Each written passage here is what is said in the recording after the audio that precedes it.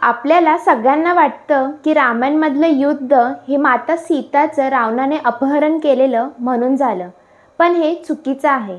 कसं ते सांगते.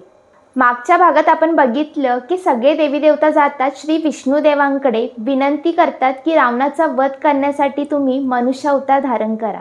पण त्याआधी ते ब्रह्मदेवांकडे गेलेले हीच विनंती घेऊन. रावण नावाचा एक अत्यंत भयंकर शक्तिशाली राक्षस आहे आणि त्याला हरवणं आमच्यासाठी खूप कठीण आहे आणि तो लोकांना खूप त्रास देतोय. कारण ब्रह्मदेवांकडून त्याने वरदान मागितलेलं असतं की यक्ष, गंधर्व, देवता आणि राक्षस इत्यादींपैकी कोणाच्याही हातून त्याची मृत्यू नाही होणार असं वरदान होतं. पण त्या वरदानामध्ये त्याने मनुष्याचं नाव घेतलं नव्हतं, कारण तो त्यांना तुच्छ समजायचा. तेव्हा ब्रह्मदेवांनी सांगितलं की मनुष्याच्या हातूनच त्याची मृत्यू होईल.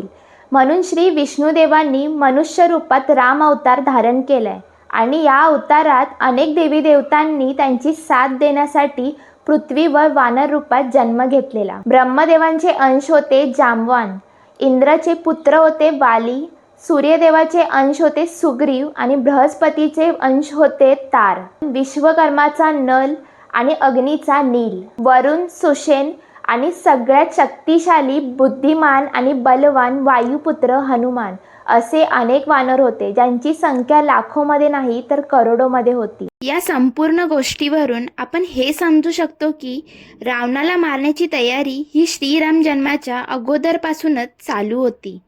मग हे बोलणं चुकीचं आहे की रावणाने सीतामाताचं अपहरण केलं म्हणून झालं. तुम्हाला ही कथा आवडली असेल तर लाईक, शेअर आणि सबस्क्राईब नक्की करा. भेटूया पुढच्या भागात. तोपर्यंत राम राम.